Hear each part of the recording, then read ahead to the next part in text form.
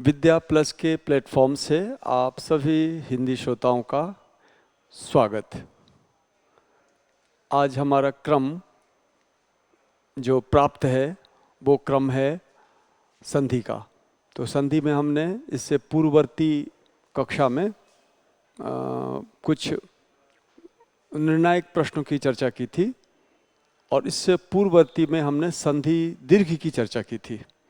तो आइए संधि को हम आगे बढ़ाते हैं। संधि में हम ज़्यादा इसको प्रोलॉन्ग नहीं करेंगे, हमें ज़्यादा इसको लंबा नहीं करके संक्षेप में चीज़ों को पेश करूंगा मैं। और संक्षेप का मतलब बहुत ज़्यादा किसी चीज़ को खींच करके बिल्कुल व्यवस्थित रूप से रखूंगा ताकि आप संधि को ठीक से समझ सकें। तो आइए मैं इसको इस तरह से लेता हूँ। सबसे पहले संधि की हम यदि शुरुआत करें, एक बार यदि संधि आप शुरुआत भी करते हैं ना तो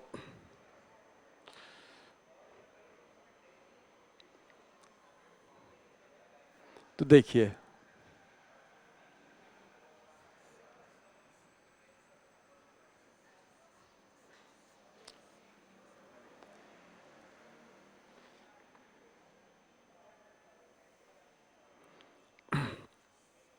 संधि में पहले आपको बात बताई गई थी कि ये संधियां जो है ना, ये एक तो है स्वर संधि बहुत संक्षेप में, एक है व्यंजन संधि, एक है विसर्ग संधि। इस विसर्ग संधि को ही स्वादि संधि भी स्वादि संधि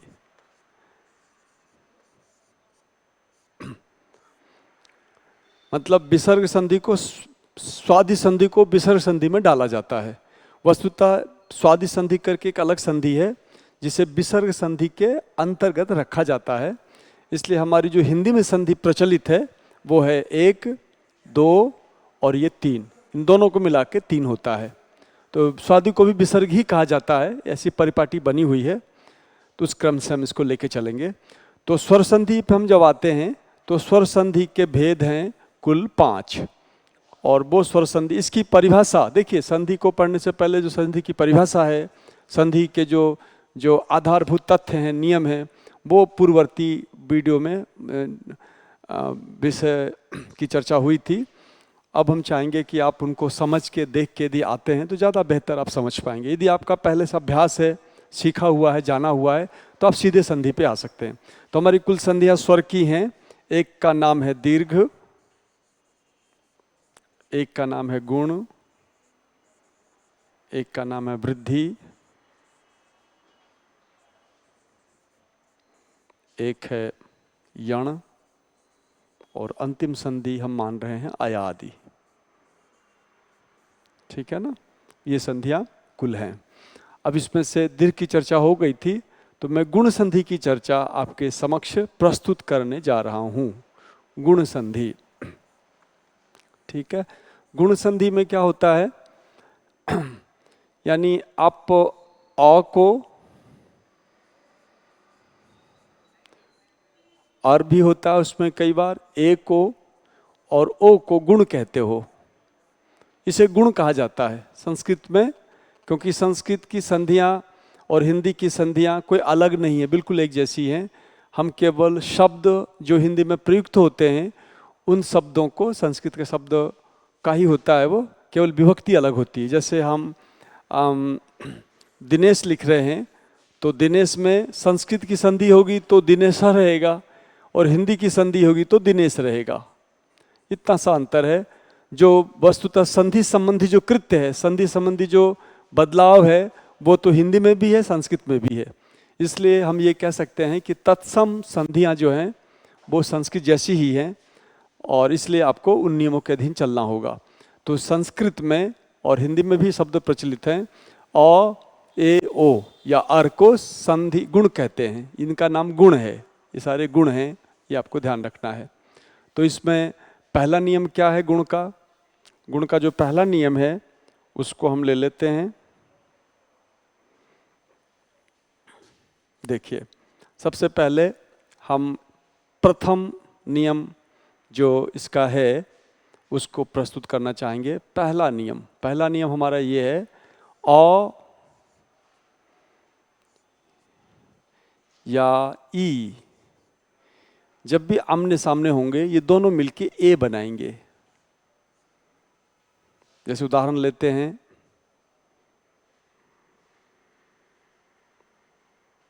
सत्य धन इंद्र। यहां देखिए, सत्य में जो त्य है, इस त्य में य में अ है, और इंद्र का जो ई है, उस इंद्र के ई को भी आप यहां देख सकते हैं, इंद्र। अब हमारा नियम कहता है अ ई जब भी आमने सामने होता है वो ए बनाता है। अब ये जब ये ए के रूप में परिणत होगा तो आपके सामने शब्द बनेगा सत्य ए। चूंकि अनुस्वार के युक्त है, ये अनुस्वार युक्त है तो ए में भी हमने अनुस्वार डाला और आगे द्र लिखा। इन सबको आप मिलाते हैं तो शब्द बन जाता है सत्येंद्र। इस तरह से अनुस्वार को हम नहीं भूलेंगे। अनुस्वार जिस अक्षर पर है उस अक्षर के हिसाब से, पहले इंद्र का जो ई था उसके ऊपर जो अनुस्वार था वो अ ई से मिलके ए में आ गया। हम ए को भी उठा के य के पास ले जाने जा रहे हैं, इसलिए जब हम अंतिम रूप से वर्णों को मिलाएंगे तो हमारा अनुस्वार य के ऊपर आकर के सत्येंद्र शब्द का निर्माण करेगा। तो इस तरह से आप देखेंगे ये पहली संधि है। जो बिगिनर्स हैं वो इस तरह से चरणबद्ध ढंग से काम करें। चरणबद्ध ढंग से यदि आप काम करते हैं तो कोई भी संधि आराम से हो जाती है, और यदि आप अभ्यस्त हो जाते हैं तब आप सीधे संधि कर सकते हैं। तो एक नियम तो संधि का ये था जिसके तहत आप ऐसा कर रहे थे। अ ई मिलके ए होता है, ये मुख्य नियम है। आपके लाखों हजारों शब्द हैं, उन सारे शब्दों को याद करने की बजाय आप इस नियम को याद रखिए और इस क्रम से मिलाइए, आपकी संधि तैयार हो जाएगी। मैं दूसरा नियम ले रहा हूं। दूसरा नियम है, यदि अ के आगे बड़ी ई होगी तब भी ये दोनों मिला के हम दोनों मिलके जो है हम ए का निर्माण करेंगे। तो ये देखिए ई ए हो जाता है। जैसे उदाहरण लेते हैं हम,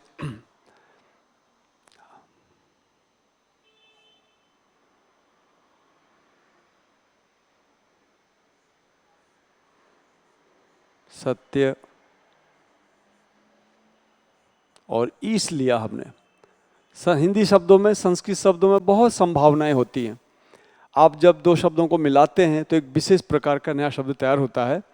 तो यहाँ पर जो सत्य धन ईश है, तो सत्य में जो ताव में तो कोई स्वर है नहीं, य में कौन सा स्वर है, य में अ स्वर है, और ईश में ई है।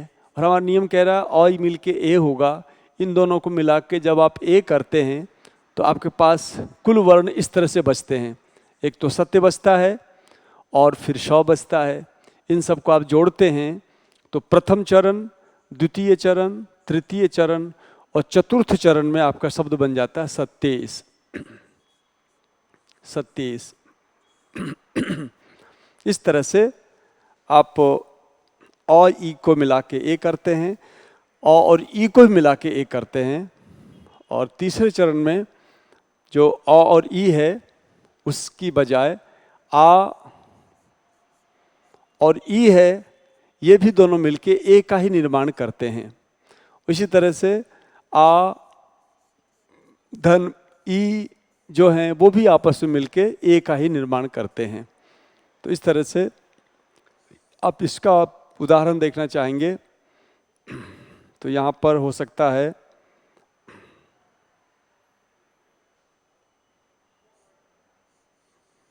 जैसे हमारे पास शब्द है कृपा,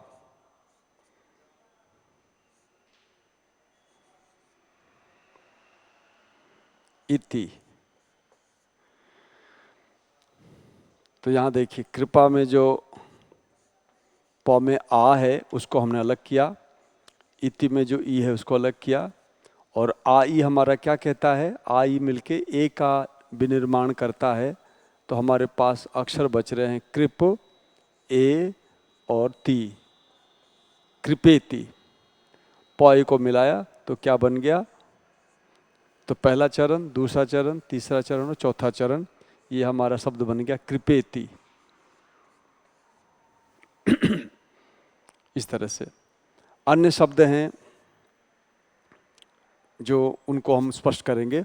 दूसरा शब्द देखिए, हमारे पास शब्द है महा धन ईस है। यहाँ पर भी हमारा पहला चरण विच्छेद हो गया।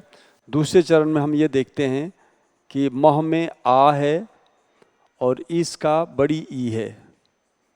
तीसरे चरण में हम नियम लागू करते हैं। नियम क्या कह रहा है? आ ई मिलके ए बनना। तो हमने मह के, ह के, आ के और ई के स्थान पे, दोनों के स्थान पे ई कर दिया। तो दोनों के स्थान पे जब हमने ए किया तो क्या शब्द बना? तब हमारा शब्द बना ए, और ये श पहले से है।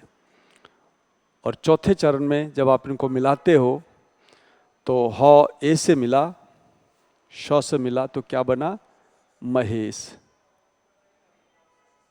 महेश शंकर जी का अपर पर्याय है ये महेश। तो इस तरह से गुण संधि के विषय में आपको ध्यान रखना है। इन सारे नियमों को हम इस तरह से लेंगे। अ या आ धन ई या ई बराबर ए, एक नियम। इसमें दो नियम शामिल थे, 3-4 नियम थे इसमें। इस तरह से अ आ धन ऊ ये दोनों मिला के बनाते हैं ओ। ऐसे ही अ या आ धन री, और इन दोनों को मिलके जो वर्ण का निर्माण होता है वो होता है अर। तो इस तरह से आप संक्षेप में से ऐसा कह सकते हैं। वैसे बिल्कुल यदि मूलभूत तथ्यों की बात की जाए तो यहाँ पे अ और ई मिलके ए बनने के नियम को प्रथम नियम कहेंगे। इसी तरह से अ के साथ ई के मिलने से ए बनने को द्वितीय नियम कहेंगे, जैसा मैंने थोड़ी देर पहले लिखा।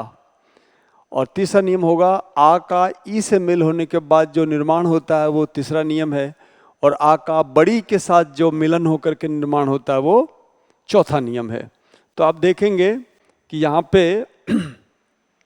ई से संबंधित, ई से देखिए अ ई मिलके ए बनना पहला नियम, अ और ई का मिलके ए बनना दूसरा नियम, और आ और ई का मिलके ए बनना तीसरा नियम, और आ और बड़ी ई का मिलके बनना चौथा नियम।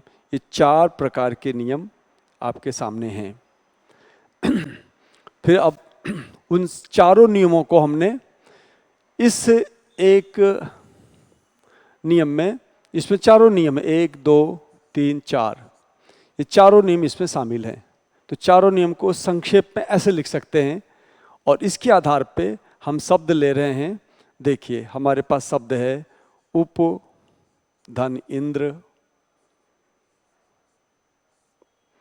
सुर धन ईश,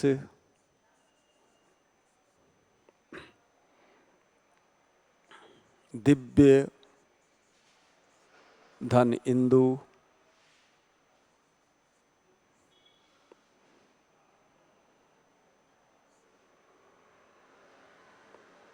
विवाह धन इतर,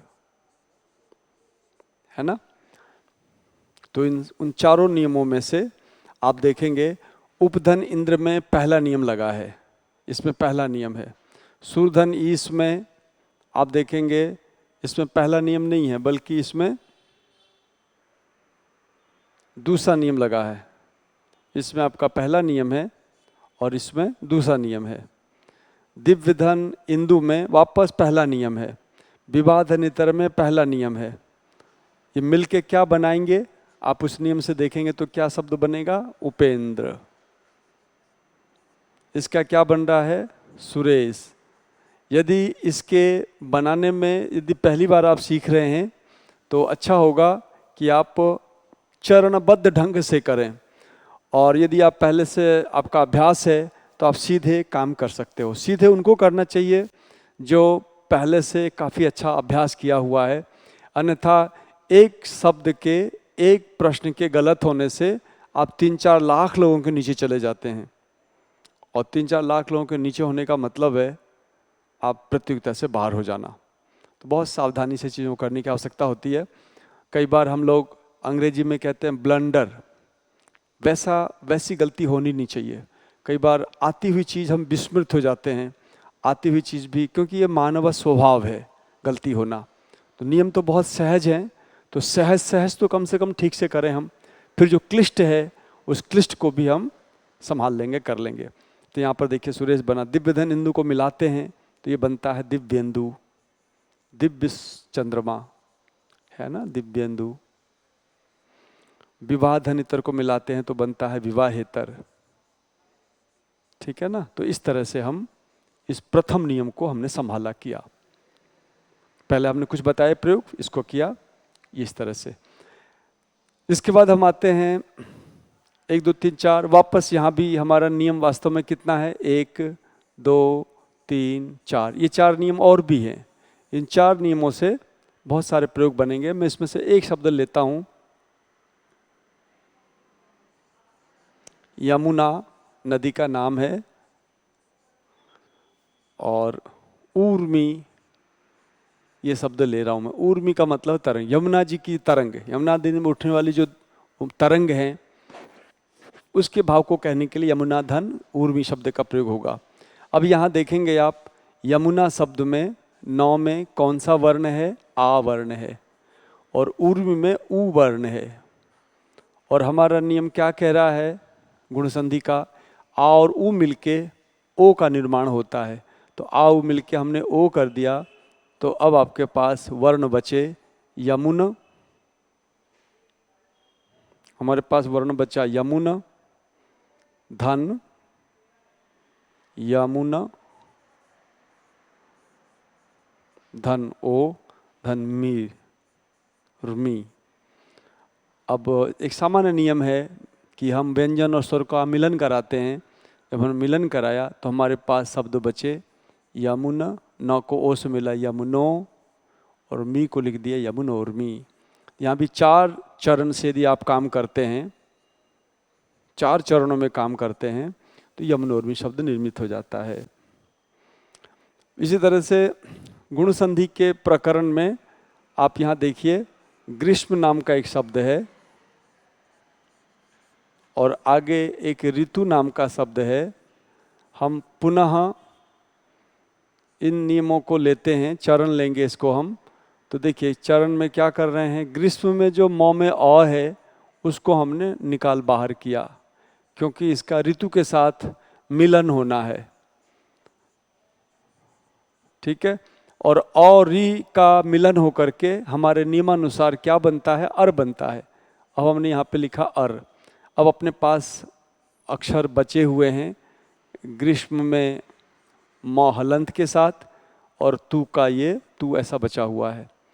अब जब इन सबका हम संयोजन करते हैं, सबको मिलाते हैं, तो देखिए ग्रीष्म में जो मौ है वो आधा अधूरा है, अब वो मौ अ से मिलके पूरा हो जाएगा। तो मौ और अ मिलके पूरा हो रहा है। रॉ की आदत है कि वो रॉ जो है वो सामने वाले व्यंजन पर आरूढ़ होता है। तो ये रॉ को हमने उस पर आरूढ़ किया तो ये शब्द बन गया क्या, ग्रीष्मर्तु, ग्रीष्मर्तु, ये शब्द बन गया ग्रीष्मर्तु। तो इसको हमने 5 चरण में पूरा किया। तो इस तरह से पहला चरण जिसमें आपने विच्छेद किया, दूसरे चरण में मौ में से जो अ है उसको आपने बाहर रखा, ऋतु के री को बाहर किया, इन दोनों को मिला के हमने अर किया। अर करने के बाद अब वापस से मिलने की बारी। असल में ये मुख्य काम होने के बाद तीसरा चौथा जो चरण होता है, खास करके चौथा और 5वां चरण है, वो वर्णों के मिलाने का काम है बस। और वर्णच्छेद हमारी शुरुआत की कक्षा में यदि वर्णच्छेद किया हुआ नहीं है तो आपको ये ऐसा लगेगा कि हम क्या पढ़ रहे हैं, कैसे मिल रहे हैं अक्षर, उसमें दिक्कत आएगी। बढ़िया होगा आप हमारी शुरुआत वाली जो वर्ण विच्छेदन की कक्षा है उसमें जा कर के चीज़ों को देखें, इसके बाद इसमें आए तो आप कहीं भी नहीं रुकेंगे, बहुत व्यवस्थित रूप से संधि का काम आपका हो जाएगा। तो आपने देखा कैसे ग्रीष्म ऋतु शब्द बन के तैयार हो रहा है। तो ये हमारे पास कुल कितने नियम हैं हम ये कह सकते हैं।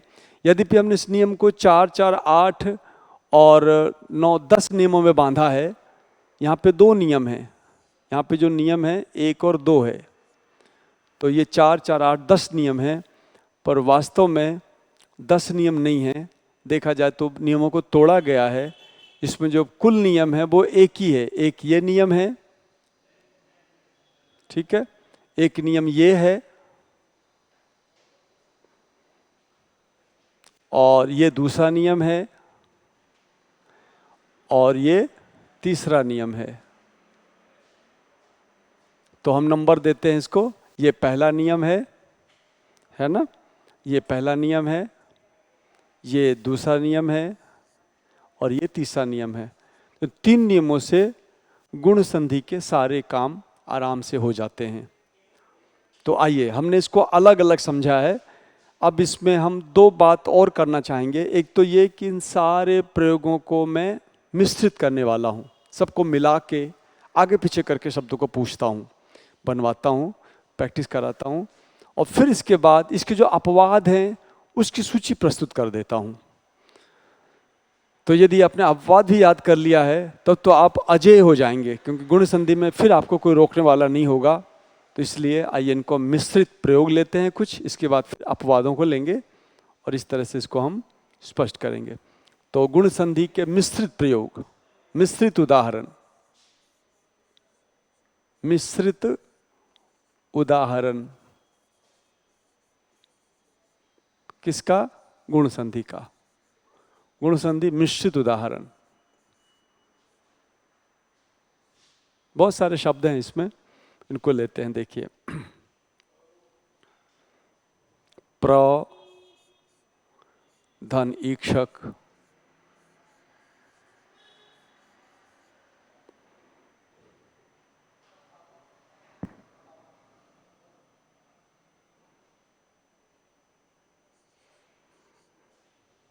अपो धन ईक्षा,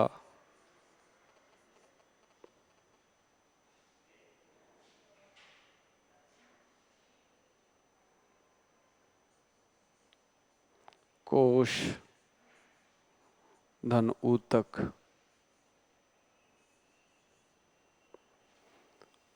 कोशिका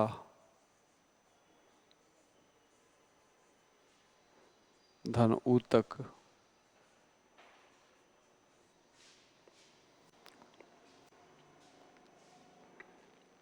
शिशिर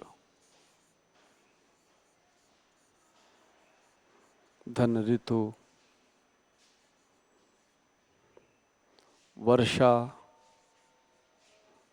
धन ऋतु,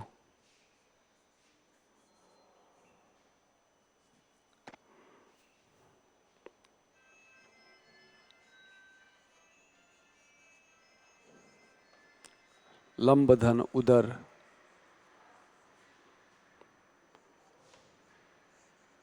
सह धन उदर। इन शब्दों को हम उदाहरण के रूप में देख सकते हैं। तो यहाँ पर आप देखेंगे कि हमारा जो पहला नियम है उस नियम के अनुसार ऑय मिल के ए होगा, तो ये प्रेक्षक शब्द बनेगा। उपधन इच्छा से यदि हम मेलन करते हैं तो मिलन के बाद अपेक्षा शब्द का निर्माण होगा। कोश और ऊतक ये विज्ञान का शब्द है, और इसके जब आप जोड़ते हैं तो कोशोतक ऐसा शब्द बनेगा। कोशिका और उत्तम, कोशिकोत्तम शब्द इससे निर्मित होगा। और शिशिरधन ऋतु में हमने शब्द रखे हैं अ और री को, तो अ और री मिलके क्या बनता है? अर बनता है। तो अर के साथ जब आप मेल करेंगे, र को ऊपर चढ़ाएंगे। देखिए, इन सब का 4-4 चरण करना बहुत जरूरी है। यदि आपने 4 चरण कर लिया तो समझिए आप अपने को संधि से, संधि की शंका से विमुक्त कर लेंगे। इन सब के 4-4 चरण हैं। जैसा कि मैंने पूर्ववर्ती अध्याय में बताया है, इनके 4 चरण कीजिए, करते जाइए, और अर्थ पे ज़्यादा जानने की आवश्यकता नहीं है। अर्थ इसके क्या है नहीं है वो बात की बात है, आपको तो टिक लगाना है, तो आप नियमानुसार चलेंगे सबका रूप बन जाएगा। तो ये हमारे पास कुछ ऐसे प्रयोग हैं जो इसका समाधान मैं अभी थोड़ी देर में करूँगा, लेकिन इससे पहले मैं चाहूँगा कि आप इनके अपवादों को भी देख लीजिए। जब आप इसे देखें तो इसे पॉज करके ठीक से कॉपी पे उतारिए, सबको उतार के करते जाइए, और फिर इसके बाद हम थोड़ी देर में जो उत्तर देंगे उस उत्तर से मिलान कीजिए कि आपने सही बनाया है या नहीं। और शुद्ध बनाना मैं बार बार कह रहा हूँ, यदि शुद्ध बनाना है तो आप स्टेप कीजिए, चरणबद्ध ढंग से कीजिए, पहले दूसरे तीसरे चौथे चरण तक जाइए, तो आप पाएंगे कि ये सब कुछ आपको बनाना आ जाएगा। तो गुण संधि के अपवाद हेडिंग के तहत गुण संधि के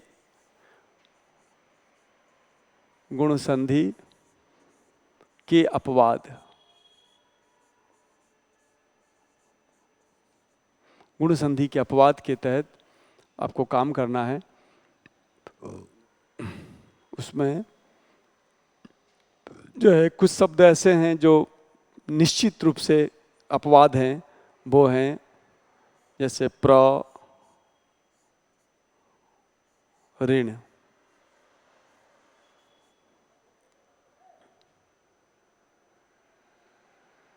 तो प्र और ऋण हमारा नियम ये कहता है, इसमें प्र में जो अ है और ऋण में जो री है, तो इसको मिलके दोनों को अर होना चाहिए था। यदि आप अर करते हैं तो ये बनेगा प्र और ण, और प्र को अ से मिलाए तो बना प्र, और र को ण पे चढ़ाए तो बन गया प्रण। लेकिन प्र नाम का कोई शब्द होता नहीं है। इसका मतलब ये जो सारा नियम है, ये नियम हम इसमें काम में नहीं लेंगे। तो क्या करेंगे, तो प्रधन ऋण का प्रार्ण बनता है, आपको रटना पड़ेगा। यहाँ पे गुण होने की बजाय आ हो जाता है, प्राण बनता है, प्रार्ण। इस तरह से वत्सर, धन ऋण को आप जोड़ेंगे तो गलत बनेगा वत्सरण, लेकिन शुद्ध बनेगा वत्सरार्ण। तो आपको वास्तव में ये अपवाद होने के कारण वत्सरार्ण ही बनाना है, कोई दूसरा नहीं बनाना है। ये सही रूप है, ये सही रूप है। इसी तरह से कंबल, धन ऋण शब्द है, इनके दोनों के मेल से जो शब्द बनता है वो बनता है कंबलार्ण, कंबलार्ण।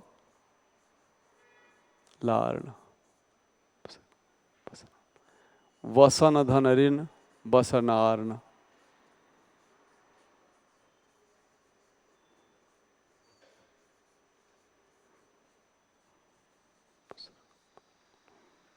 दस धन ऋण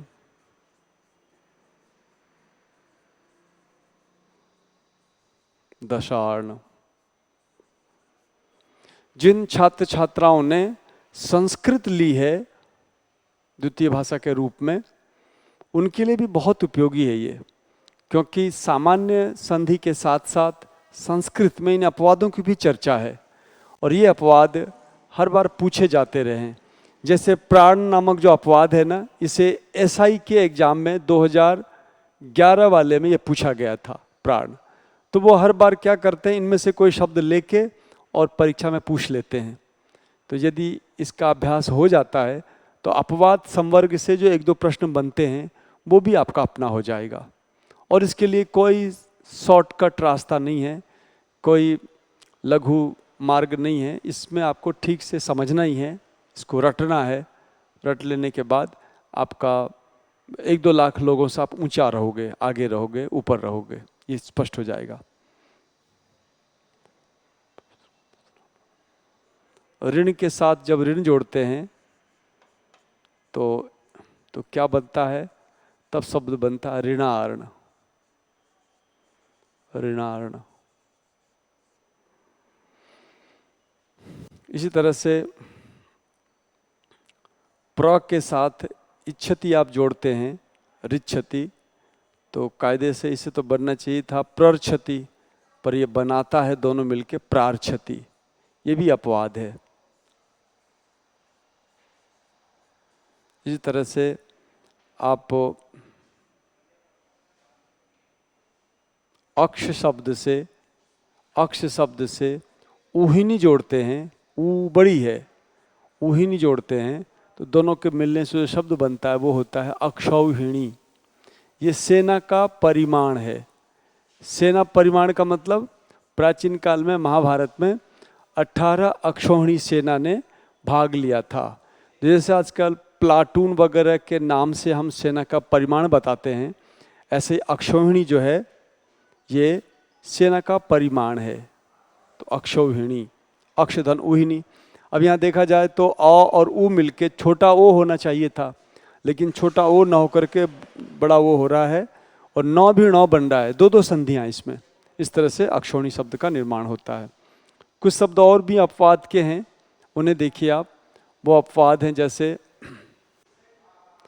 प्र धन ऊढ़। अब तरीका तो ये है कि अ उ मिलके ओ बने। ये क्या बनना चाहिए था? प्रौढ़ बनना चाहिए था, लेकिन यदि प्रौढ़ बनाएंगे तो गलत हो जाएगा। वास्तव में क्या बन रहा है ये? इसमें प्रौढ़ बनेगा, प्रौढ़।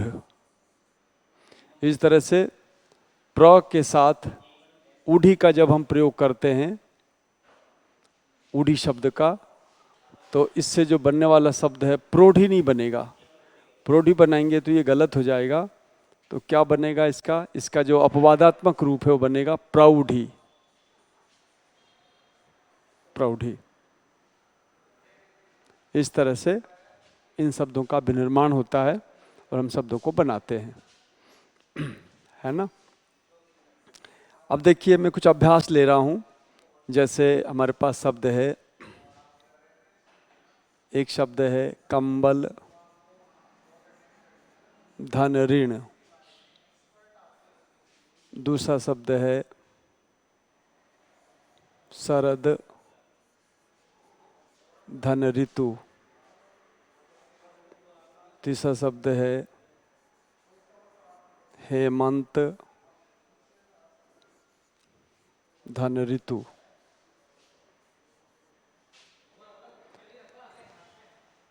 तीसरा है कृष्ण धन रिद्धि। इस प्रकार से अन्य शब्द हो सकते हैं अधम धन ऋण। और शब्द हम ले सकते हैं दश धन, है ना,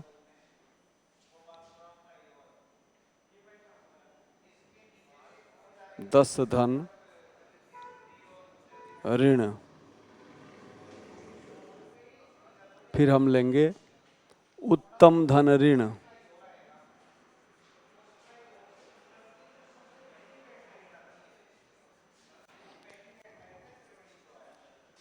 इन शब्दों का आप निर्माण करें तो आप पाएंगे कि ये शब्द इतने सहज नहीं है, क्योंकि स्थिति एक जैसी है लेकिन बदलाव उसमें है और वो बन नहीं पाता है।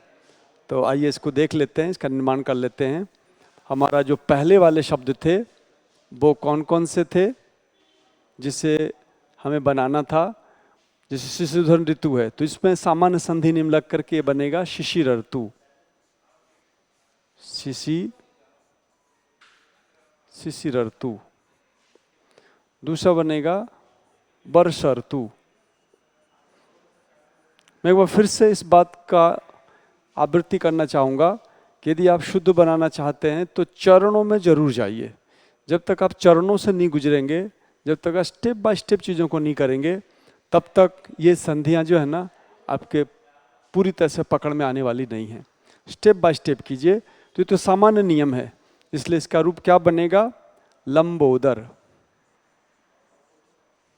लंबोदर। अब कोई लंबोदर का लंबा उदर करना चाहेगा, लंबा और धन उदर करना चाहेगा, तो लंबा शब्द तत्सम नहीं है, लंब शब्द तत्सम है। इसलिए लंब के बाद जो उदर जोड़ा गया है इसलिए ज़्यादा सही है, ये वाला गलत है। सहधन उदर में हम मिलान करते हैं। आप कहेंगे ऊ बड़ा कर दे तो क्या बात होगी? तो वस्तुतः उदर का जो ऊ है वो बड़ा ऊ ही होता है, छोटा ऊ छोटा ऊ ही होता है, बड़ा ऊ होता ही नहीं है। यदि आप करेंगे तो आप गलत हो जाएंगे। तो कुछ शब्द ऐसे हैं जो छोटा ऊ ही होते हैं, कुछ शब्द ऐसे हैं जो बड़ा ऊ ही होते हैं। तो जो जिस रूप में है उसको उसी रूप में लिखने की आवश्यकता है। इन दोनों को मिलाते हैं हम तो क्या बनेगा? सहोदर। सहोदर है ना, इसका मैंने सम्मान किया। इसको आप जोड़ेंगे तो ये क्या बनेगा? प्रेक्षक। प्रेक्षक। इसको जोड़ते हैं तो बनता है अपेक्षा। इसे जोड़ेंगे तो बनेगा कोशोतक। कोशोतक है ना। इसमें किसी भी शब्द के हालांकि अर्थ सीखते चलने से फायदा है, बहुत फायदा है, अर्थ तो जानना ही चाहिए, लेकिन अर्थ जानने के चक्कर में आपको कोई शब्द का संधि विच्छेद से वंचित नहीं रहना है। कोशिका उत्तम, कोशिकोत्तम, कोशिकोत्तम ऐसा रूप बनेगा। कोशिकोत्तम ऐसा रूप बनेगा। यह मैंने डबल त किया है, इसे ध्यान रखना है। ठीक है, तो ये हमने रखा। इसके बाद हमने आपके सामने ये रखा हुआ है। इन शब्द के मिलन से जो बनने वाले शब्द हैं वो इस प्रकार हैं। और जो अभी हमने आपको प्रयोग के लिए दिया था, यहाँ पर ऐसा ना हो कि ऐसा बनेगा। और जो ये शब्द हैं इसको यदि बनाना हो तो हम इसको बनाएंगे।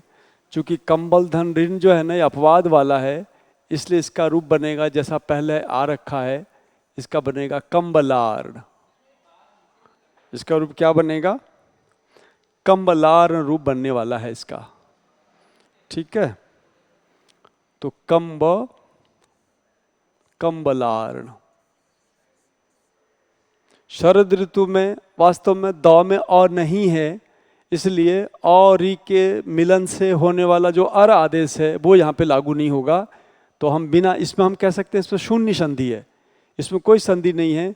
तो क्या संधि है, क्या है? कुछ संधि है ही नहीं, बस इन दोनों अक्षरों को मिला देंगे। क्योंकि हिंदी वर्णों की आदत होती है व्यंजन स्वर से मिल जाता है, इसलिए व्यंजन द री से मिल गया, शरद ऋतु ऐसा बन गया। हेमंत ऋतु में त में अ है, आगे री है, इसलिए दोनों मिलके क्या बनाएंगे? आप स्टेप करेंगे इन सारे री वाले का तो 5-5 स्टेप कीजिए। तो इसमें हमारा शब्द बनने वाला है हेमंतर्तु। हेमंतर्तु ऐसा बनेगा। कृष्ण समृद्धि को जोड़ेंगे तो यहाँ भी हमारा सामान्य नियम से क्या रूप बनेगा? कृष्णर्धि। कृष्णर्धि, ये रे को हम यहाँ दिखाएंगे। और अधम ऋण से बनने वाला है अधमर्ण। अधमर्ण। और दशार्ण शब्द बनेगा, क्योंकि अपवाद है इसलिए हम इसको दशार्ण के रूप में लेंगे। और उत्तमर्ण अपवाद नहीं है, सामान्य नियम से ये शब्द बनेगा, ये बनेगा उत्तमर्ण। तो अभी देखा आपने, इसमें काफी भ्रांति की स्थिति थी। ये शब्द अपवाद है इसलिए इसका रूप बन रहा है कंबलार्ण। ये शब्द शून्य संधि है, कोई संधि है ही नहीं। हेमंत ऋतु आपका गुण संधि का रूप है, इसलिए इसका रूप अलग बनेगा। कृष्ण धन रिद्धि गुण संधि का, इसलिए ऐसा रूप बनेगा। अधम धन ऋण जो है ना, ये भी गुण संधि का उदाहरण, इसलिए ऐसा रूप बनेगा। लेकिन दस और ऋण में जब जाते हैं तो ये दस ऋण जो है ना, ये अपवाद है, इसलिए ऐसा रूप बनेगा। उत्तम ऋण में अभी जाते हो आप तो इसमें जो है आपका सामान्य संधि के तहत उत्तमर्ण रूप बनेगा। तो देखा आपने 5-7 रूपों में से इसकी स्थिति अलग है। ऐसी ही स्थिति आपके इस 10 धन ऋण का है, और ऐसी स्थिति वाले केवल 2 शब्द हैं। फिर इसके बाद शरद ऋतु पे आते हैं तो हम पाते हैं कि शरद ऋतु में शून्य नियम का प्रवर्तन हो रहा है। तो चूंकि शून्य नियम इसमें है, इसलिए इसमें कुछ नहीं होगा। सामान्य नियम के तहत व्यंजन स्वर आपस में मिल जाते हैं तो द री से मिलकर शरद ऋतु बनाएगा। और हेमंत ऋतु में आप देखेंगे तो में जो अ है वो री से मिलन करके हेमंतर्तु बनाएंगे। तो यहाँ पे इन 5-6 उदाहरणों में हमारे पास 3 स्थितियाँ हैं। इसमें एक स्थिति ये है, दूसरी स्थिति ये है, तीसरी स्थिति ये है। इन 3 स्थितियों के मेल से इन वर्णों को बनाया गया है, शब्दों को बनाया गया है, और इन स्थितियों के कारण ये भ्रांतिजनक परीक्षण हो सकता है आपके लिए। तो लेकिन संसार में कुछ भी ऐसा नहीं है जो योजनाबद्ध ढंग से हम चलें और वो हो नहीं पाए, ऐसा कुछ भी नहीं है। आप योजनाबद्ध ढंग से सफल अध्यापक से, सुसंबद्ध ढंग से, तार्किक ढंग से जब चीज़ों को समझ लेते हैं तो आपकी कोई समस्या नहीं रह जाती, सबका समाधान होता है। हमने कल जो प्रश्न पूछे थे, उन प्रश्नों को आप इन नियमों के पढ़ने के बाद आप उसे उठाएंगे तो सारे नियम, सारे प्रश्न आपको सरल लगेंगे। और ऐसी प्रवृत्ति देखी गई है, कभी भी परीक्षक जो है वो संधि का यदि प्रश्न पूछ रहा है वो, तो संधि के 8 प्रश्न ऐसे हो सकते हैं, 7 प्रश्न ऐसे हो सकते हैं जो सामान्य संवर्ग के हों, और 2-3 प्रश्न ऐसे हो सकते हैं जो इस संवर्ग के हों। ये कमलार्ण वाला या प्रौढ़ वाला या आपका दशार्ण वाला या फिर प्रौढ़ी वाला ये प्रश्न हो सकता है। आप देख रहे हैं ये जो प्रश्न है, ये प्रश्न विशेष तौर पे हमें याद करने की आवश्यकता रहती है, क्योंकि ये प्रश्न यदि आ जाए एक परीक्षा में तो सामान्य बच्चे उसे गुण के सामान्य नियम से जब करते हैं तो वो काम बिगड़ जाता है। इसलिए कोई भी चीज़ पढ़ने के लिए हमें बहुत ही विधिवत तरीके से, देखिए आफत झंझट कुछ भी नहीं है। यदि हम योजनाबद्ध ढंग से किसी चीज़ के पीछे पढ़ते हैं तो वो सारी चीज़ें आपके जीवन में, परीक्षा में सहायक बन जाती हैं। और हम यादृच्छिक रूप से चलते हैं, जब मर्जी जैसा कर लिया, तात्कालिक ढंग से कुछ कर लिया, थोड़ा बहुत पढ़ लिया, कर लिया, तो ऐसी स्थिति से हर साल आप परीक्षार्थी बने रहते हैं, कभी जीवन में पास नहीं हो पाते हैं। आपको एक्सपर्ट के साथ बैठ के, समझ के, किसी भी पैटर्न से, किसी भी विषय वस्तु को, किसी भी शीर्षक को पकड़िए और एक एक करके सबका समालोचना कीजिए और आप पाएंगे कि इससे बाहर कुछ है ही नहीं। तो इस तरह से आज मैं गुण संधि का समापन करने जा रहा हूँ। गुण संधि में यही है, अपवाद बता दिया गया। इसमें मैंने जैसा बताया 3 स्तर हैं। मैं इसमें एक बार फिर से बता दूं, ये जो गुण संधि हमने आज किया है इसमें 3 स्तर है।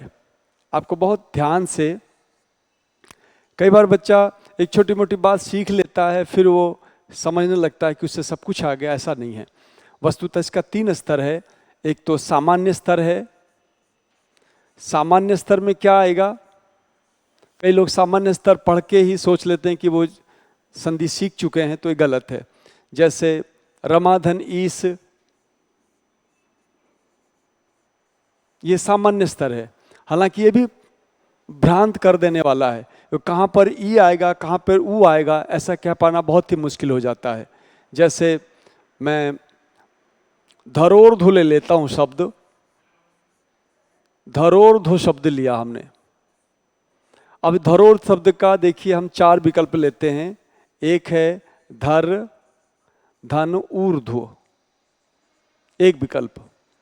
दूसरा विकल्प लिया हमने धरा धन ऊर्ध्व। तीसरा विकल्प लिया हमने धरा धन, इसको ऊ को बड़ा कर देते हैं, ऊर्ध्व। और चौथा विकल्प लेते हैं हम धर धन ऊर्ध्व। देखिए मैं पहले स्तर की बात कर रहा हूं। पहले स्तर में भी आप इतनी निश्चिंतता के साथ प्रश्नों का उत्तर नहीं कर सकते, क्योंकि धराधन ऊर्ध्व में आप पाएंगे ये गलत इसलिए है क्योंकि धर नाम का कोई शब्द यहाँ पर प्रासंगिक नहीं है। धर का यहाँ पे पृथ्वी अर्थ नहीं है, तो यहाँ पर पृथ्वी अर्थ देने वाला जो शब्द है वो धरा है। लेकिन धरा तो यहाँ भी है और यहाँ भी है, क्या किया जाए, इसे माना जाए, यहाँ माना जाए, क्योंकि धर नाम का कोई शब्द होता नहीं इस संदर्भ में, इसलिए ये दोनों धर वाले प्रश्न बाहर हो गए। अब हमारे पास 2 शब्द बचे, धरा और ऊर्ध्व, धराधन ऊर्ध्व, 2 बचे। तो जैसे धर कुछ नहीं होता है, ऐसे ही ऊर्ध्व कुछ नहीं होता है। ऊर्ध्व नाम का कोई शब्द होता ही नहीं है। आप पूरा शब्दकोश देखेंगे, आपको 2 नंबर का ऊर्ध्व मिलने वाला नहीं है। तो कौन सा मिलेगा, बड़ा ऊ मिलेगा।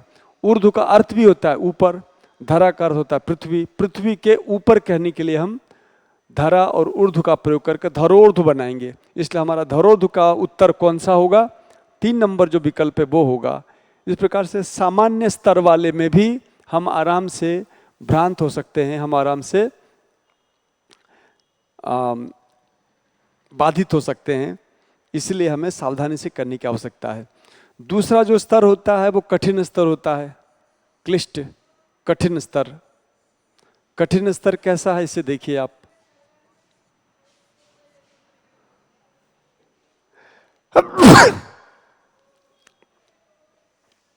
तो कठिन स्तर में जैसे हमने लिया वर्षा,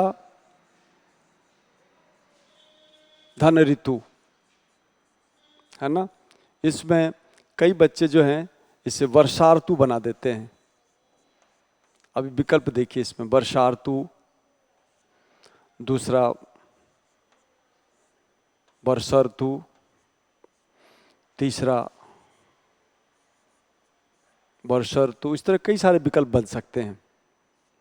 तो वास्तव में ये हो नहीं सकता है क्योंकि आ और री के स्थान पर अर गुण एकादेश होता है, इसलिए अर गुण एकादेश होने के कारण आ की स्थिति तो गलत ही है। और ये इसलिए गलत है क्योंकि इसमें रेफ नहीं है, और ये वाला इसलिए सही है क्योंकि इसमें सारी स्थितियां अनुकूल हैं।